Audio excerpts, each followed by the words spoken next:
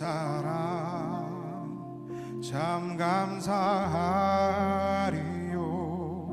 하늘에 천군 천사라도 나의 마음 모르리라.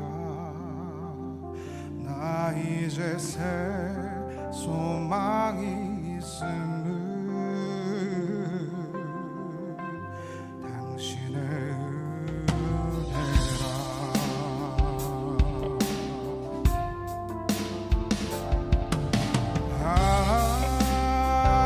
하나님께 영광, 하나님께 영광, 하나님께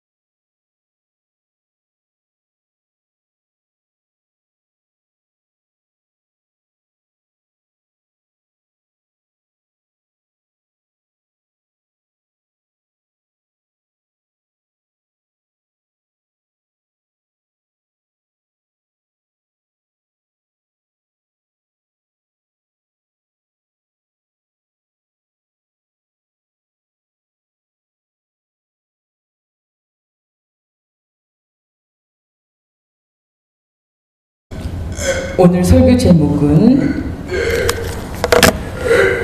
교회 창립 50주년 행사에 대한 회고를 겸해서 희년 행사의 출발점이라는 제목으로 말씀을 드리고 싶습니다. 희년 행사로 말미암아 우리는 그것이 끝난 것이 아니라 사실 오늘부터 새롭게 다시 시작하기 위한 것입니다. 출발점입니다. 여러분에게 묻겠습니다. 학교를 졸업하면 학교 다닐 때 그 힘들었던 시험 그런 것에서 해방되어서 모자를 던지고 교복도 벗고 합니다.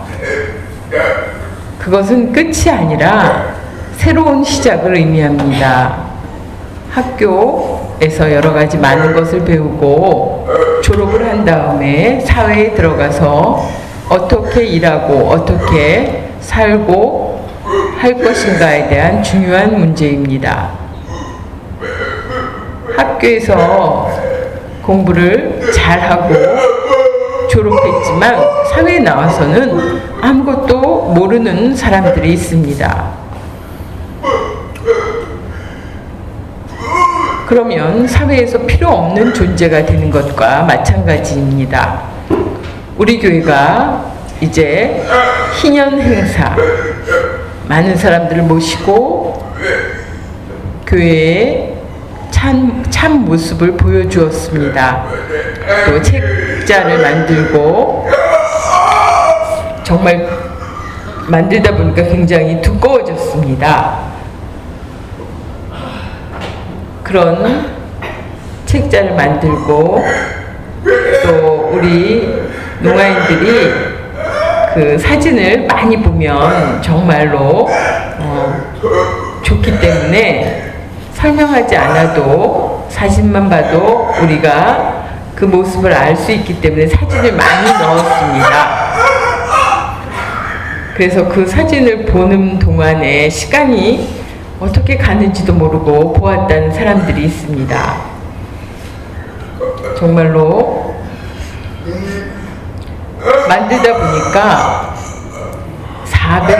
우리가 큰 두꺼운 책자를 만들게 됐고 또 손님들도 저희가 200명, 300명 예상했지만 400명이라는 분들이 오셨습니다. 정말 교회가 꽉 찼습니다.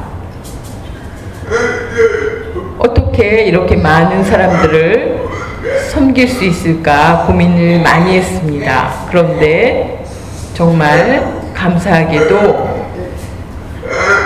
우리 교회의 사정을 잘 아시고 식사 안 하고 돌아가신 분들이 계십니다. 우리 교회를 배려해서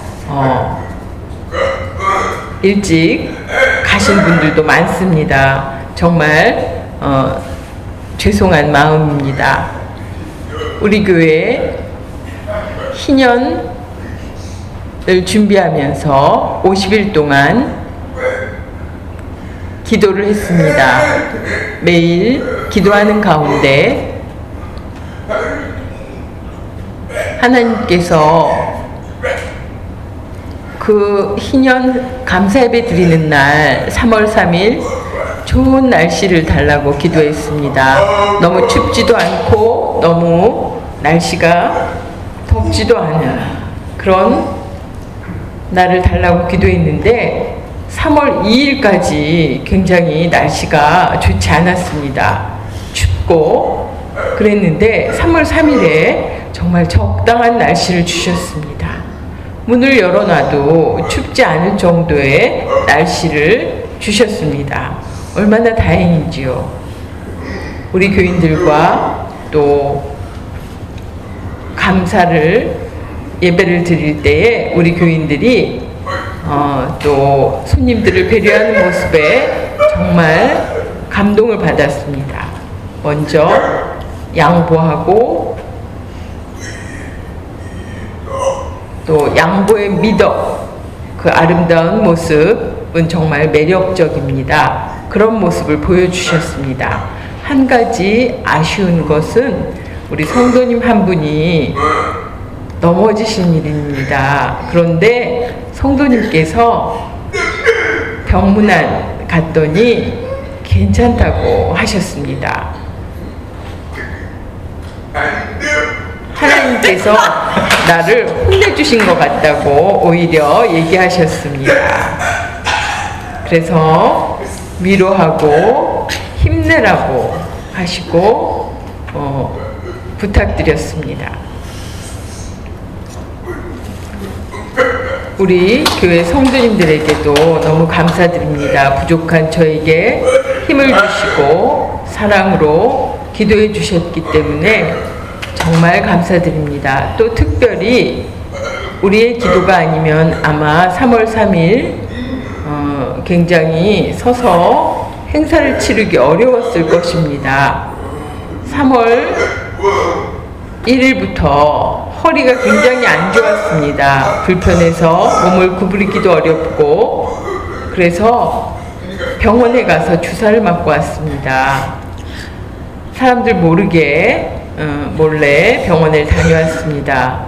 그래서 속으로 걱정을 많이 했는데 행동하기 어려울까봐 3월 3일 날 정말 기적처럼 몸이 아픈 게 사라지고 행사를 잘 치를 수 있게 되었습니다.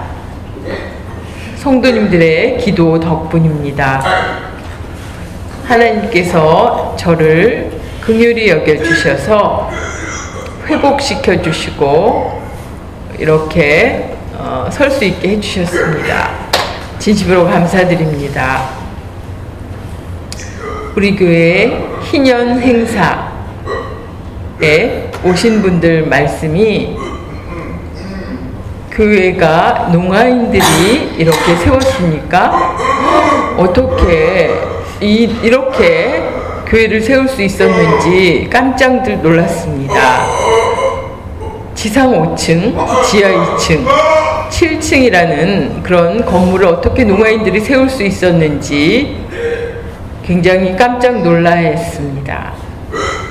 우리가 열심히 노력하고 또 하나님께서 하셨습니다. 하나님의 은혜 때문에 이렇게 잘 되었다고 설명드렸습니다. 우리가 신앙 간증하는 것처럼 그렇게 말씀드렸습니다. 여러분들에게 감사드립니다.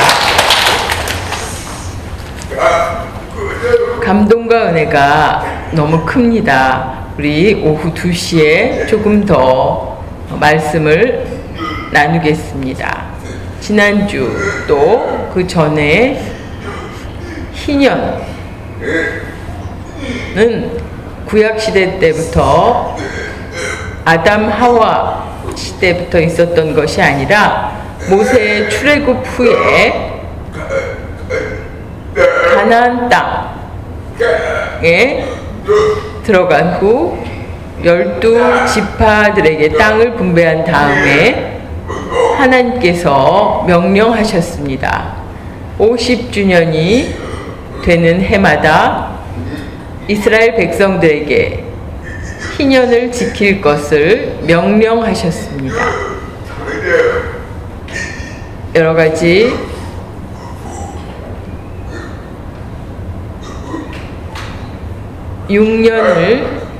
땅을 6년을 경작하면 7년째 된 애는 쉽니다. 그 7년이 7번 지난 후에 희년을 맞이합니다. 그런데 이스라엘 백성들이 하나님의 명령을 따르지 않았습니다.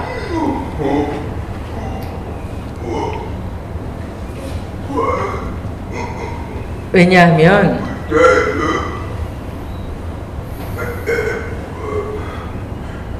아이들도 건강할 때는 혼자서 잘 놀다가 아프면 부모를 찾습니다. 이스라엘 백성들도 어렵고 전쟁이 일어나고 위험한 상황에서만 하나님을 붙잡았습니다. 또 그런 일들이 다 끝나고 나면 하나님을 또 멀리했습니다. 그렇게 그런 일들이 반복되었습니다. 그래서 하나님을 진정으로 섬기기 어려웠습니다. 가나안 땅을 정복하여 그곳에서 사는 동안 희년을 잘 지키지 못했습니다. 계속해서 지키지 못해서 이사야 선지자를 하나님께서 보내셨습니다. 가나안 땅을 정복한 후부터 희년이 시작되었지만 50년이 되면 제사장이 나팔을 불면 그것을 모든 사람이 알게 되고 알려주고 1년 동안 희년 행사를 하게 됩니다. 제가 몇 주 전 말씀드렸던 것처럼 노예는 해방되고 감옥에 있던 사람들도 풀려납니다. 또 빚도 탕감해 줍니다. 누가 빌려간 빚도 탕감해 줍니다. 희년은 하나님의 명령입니다. 이것을 지킬 때 하나님의 축복이 큰 법입니다. 하나님의 말씀대로 순종하는 것입니다.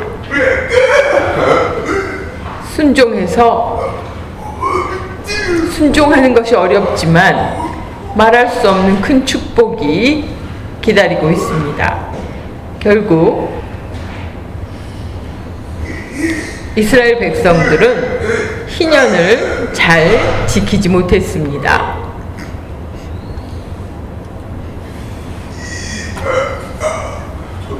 이사야 선지자는 이스라엘 백성들에게 예언했습니다. 주님께서 나에게 기름을 부으시니 주 하나님의 영이 나에게 임하셨다. 주님께서 나를 보내셔서 가난한 사람들에게 기쁜 소식을 전하고 상한 마음을 싸매어주고 포로에게 자유를 선포하고 갇힌 사람에게 석방을 선언하고 주님의 은혜의 해와 우리 하나님의 보복의 날을 선언하고 모든 슬퍼하는 사람들을 위로하게 하셨다. 아멘. 이사야 61장 1절에서 2절 말씀입니다. 이스라엘 백성들에게 이렇게 선포했습니다. 그러나 이스라엘 백성들은 이 의미를 잘 이해하지 못했습니다.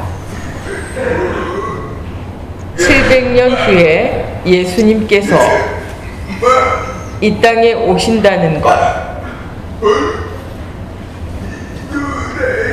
희년의 기쁨은 바로 예수님입니다. 이사야 선지자가 이야기한 예언의 말이 이스라엘 백성들은 이해하지 못하고 결국 700년 후에 예수님께서 세상에 오셨습니다. 희년은 곧 예수님이십니다. 제가 전에 말씀드렸던 것처럼 예수님께서 세상에 오신 것, 행하신 모든 일들, 삶이 바로 희년입니다.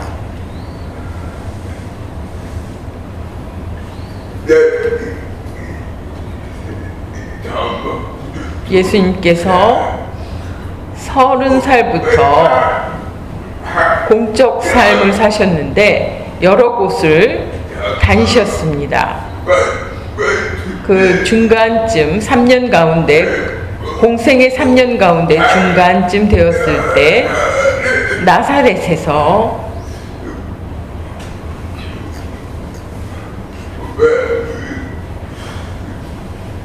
교회면 보통 매주 설교하고 예배를 인도하는데 예전에는 그렇지 않았습니다. 안식일이나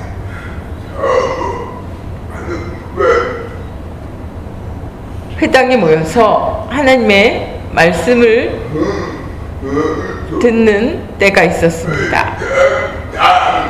그때 회당장이 누가 이야기할지를 정했습니다. 저 사람이 권력이 있고 이야기를 하기에 합당하다 하면 그 사람을 불러서 이야기하게 했습니다. 그때 예수님을 회당장이 지명했는데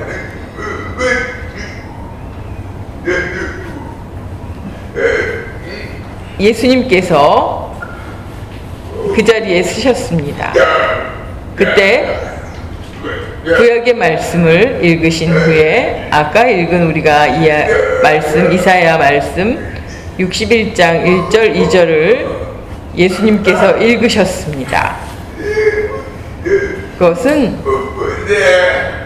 내가 바로 하나님이 보내주신 사람, 내가 온 목적은 오는 자, 갇힌 자, 근심에 쌓인 자를 위로하고 해방하고 기쁜 날을 주러 왔다는 것을 설명하셨습니다.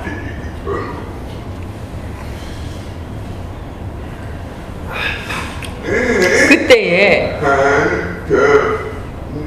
그 이야기를 듣던 사람들이 깜짝 놀랐습니다.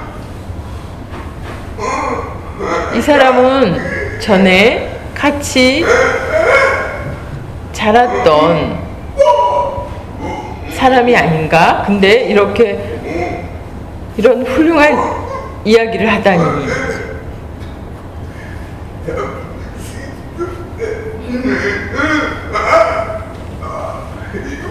그 말씀을 읽어보겠습니다. 누가복음 4장 22절 말씀. 사람들은 모두 감탄하고 그의 입에서 나오는 그 은혜로운 말씀에 놀라서 이 사람은 요셉의 아들이 아닌가 하고 말하였다. 아멘. 앉아서 그 이야기를 듣는 사람들이 예수님의 말씀을 듣고 깜짝 놀랐습니다.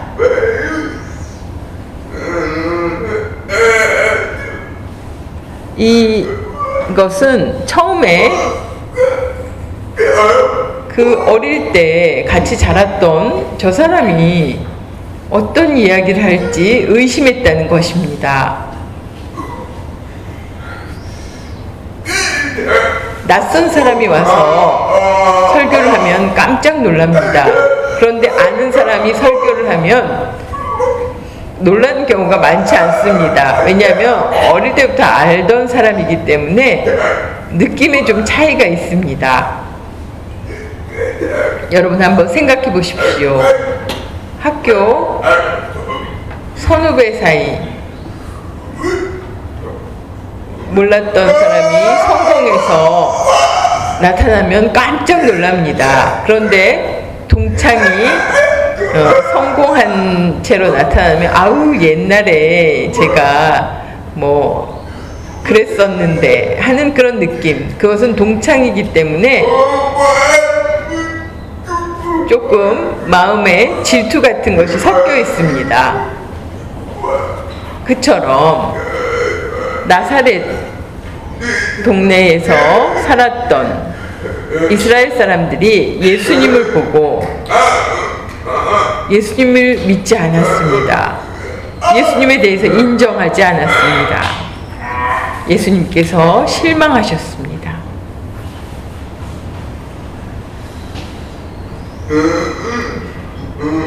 예수님께서 그들을 보시고 같은 고향 사람이지만 자신의 말을 받지 않는 것을 보시고 실망하셨기 때문에 두 사람에 대한 두 비유를 말씀해 주셨습니다. 첫 번째는 과부, 사렙다 과부 이야기,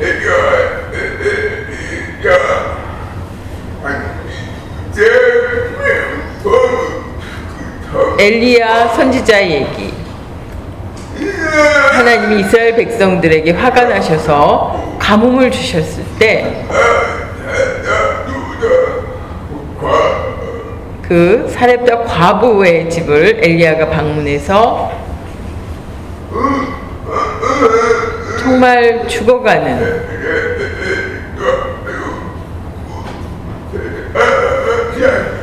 그 과부의 가정을 구원한 이야기입니다.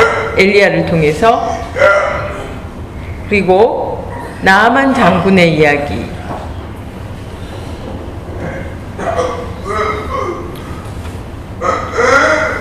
한센병으로 고통받는 나아만 장군이 선지자를 만나면 그 한센병이 낫는다는 이야기를 듣고 선물을 가지고 선지자를 찾아옵니다. 요단강에 7번 몸을 담그라는 이야기를 듣고 그대로 행했더니 그 한센병이 모두 나았습니다. 이 두 이야기에 대해서 예수님께서 말씀하셨습니다.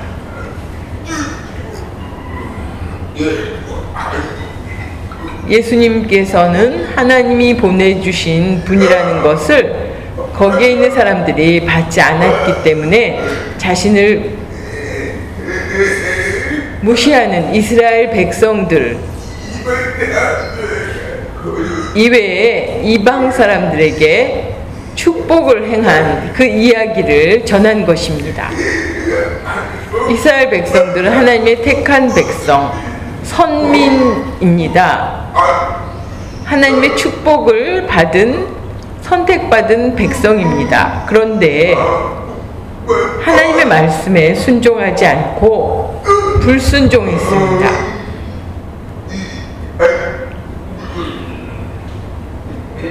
불순종을 했기 때문에 결국 버림받고 다른 이방인들에게 복을 베푼 이야기를 하신 것입니다. 어릴 때부터 나사렛에서 같이 살았던 사람들이 화가 났습니다. 우리를 무시하는구나 해서 예수님을 잡으려고 죽이기 위해서 따라갔습니다. 예수님께서는 낭떠러지에 쓰셨는데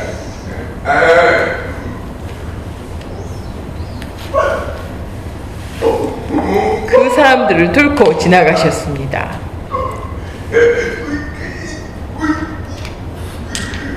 예수를 해하려던 사람들을 뚫고 예수님께서는 지나가셨습니다. 정말로 참 이해하기 어려운 이야기입니다. 그만 가셨다가 낭떠러지에 서셔서 다시 그들을 뚫고 나가셨다는 이야기는 정말 설명해드리기 참 어려운 이야기입니다. 3년 동안 복음을 증거하시고 아직 내 사명을 다하지 않았는데 나를 미워하는 사람들이 나를 해하려고 할 때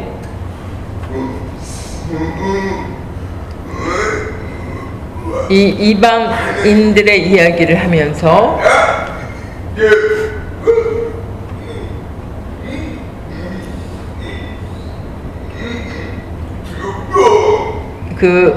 하나님의 말씀에 불순종한 이스라엘 백성들을 제하고 하나님의 말씀을 듣기 원하는 사람들을 찾아가 그들을 돕고 그들을 고치고 그들을 일으키셨습니다.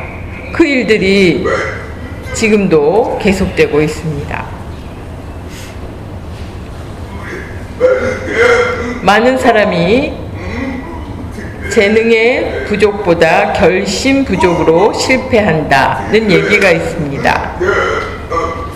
내가 재능이 부족해서, 체험이 부족해서 실패하는 것이 아닙니다. 결심이 부족하기 때문에 실패합니다. 결심은 굉장히 중요합니다. 나는 부족하지만 결심을 통해서 성공하여 훌륭한 일을 이룰 수가 있습니다. 예수님께서 하나님의 아들임을 인정하지 않고 그 말씀을 받지 않고 예수님의 그런 모습들을 무시하면서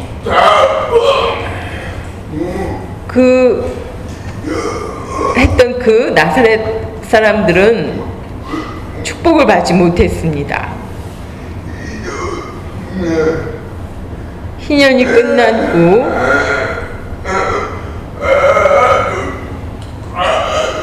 우리가 그것에 안주하는 것이 아닙니다. 그렇다면 마귀의 방해가 시작됩니다. 그래서 희년은 출발을 의미하기도 합니다. 더 열심히 전도하고 사랑하고 어려운 이웃을 돕고 지금부터 더욱 적극적으로 우리가 그런 일을 해야 합니다. 50년 동안 고생을 많이 했으니까 이제 편히 쉬자, 놀자, 먹자, 즐기자 한다면 신앙이 무너지게 됩니다. 오늘부터 우리가 더 정신 차려서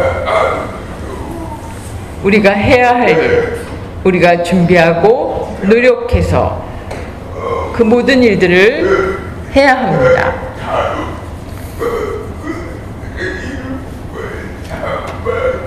세상 마지막 때에 우리가 주님 앞에 섰을 때 우리가 무슨 얘기를 할 수 있을지 준비해야 합니다. 주님 만났을 때 너는 나를 위해서 한 일이 무엇이냐 물으셨을 때 우리가 어떻게 대답하겠습니까? 할 말이 없이 나 놀다가 먹다가 왔습니다. 이렇게 대답하시겠습니까? 오늘부터 서울농아교회 앞으로 70년, 100년을 향해서 더욱 열심히 노력하고 교회의 사명을 감당하며 그것을 지켜나가는 것이 중요합니다. 예수님은 누구신지 나사렛 마을 사람들은 잘 몰랐습니다. 교회를 다녀도 예수님에 대해서 누구신지 잘 모른다면 교회를 다니는 것이 헛된 일이 됩니다. 교회를 다니는 것은 예수님께서 누구신지 깨닫고 알고 예수님을 믿고 구원받아 하나님의 자녀가 되고 죄를 용서받을 뿐만 아니라 영생의 은혜 또한 삶 속에 놀라운 축복을 체험하는 것입니다. 예수님께서 나를 인정하시고 내가 하나님을 예수님을 인정하고 고백하는 것이 필요합니다. 교회를 10년, 20년, 50년 동안 다녀도 예수님을 모른다면 모두 헛된 일이 됩니다. 예수님은 요한복음 14장 6절 말씀 속에 길이요 진리요 생명이라고 말씀해 주셨습니다. 이 세 가지 첫 번째 하나님을 만나러 가는 길이기 때문입니다. 그 길은 하나입니다. 이 길 외에는 없습니다. 불교를 믿으면 하나님을 만날 수 있습니까? 이슬람교를 믿으면 하나님을 만날 수 있습니까? 절대로 없습니다. 예수님만이 하나님을 만나는 길입니다. 세상에 살면서 여러 가지 많은 부정한 일들이 있지만 하나님 말씀 하나가 진리입니다. 그 외에 다른 진리는 없습니다. 세 번째는 우리가 죽어도 다시 살아 영생을 얻을 수 있다는 것입니다.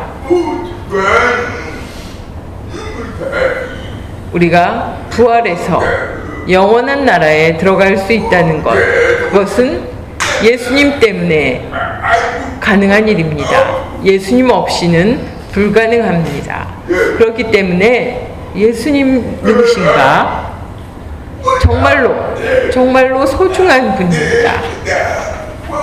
예수님을 인격적으로 만나고 체험하는 놀라운 은혜, 그것은 예수님을 믿지 않는 사람들은 모릅니다. 교회가 싫고 재미없고 이렇게 이야기하는 사람들이 있습니다. 그러나 나중에 결국 크게 후회할 날이 옵니다.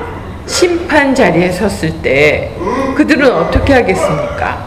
두려워 떨 것입니다.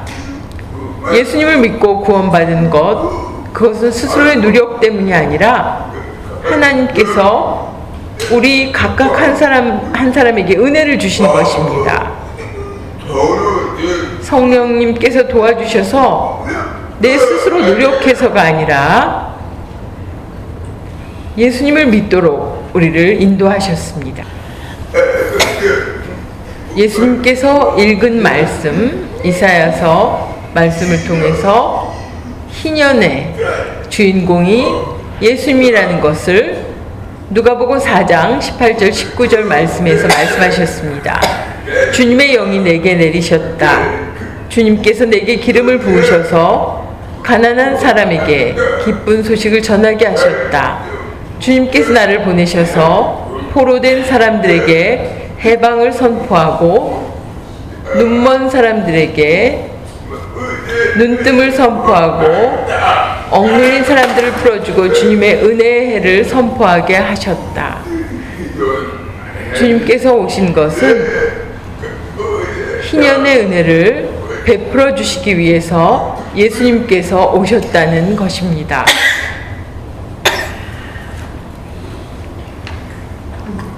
오늘 교회에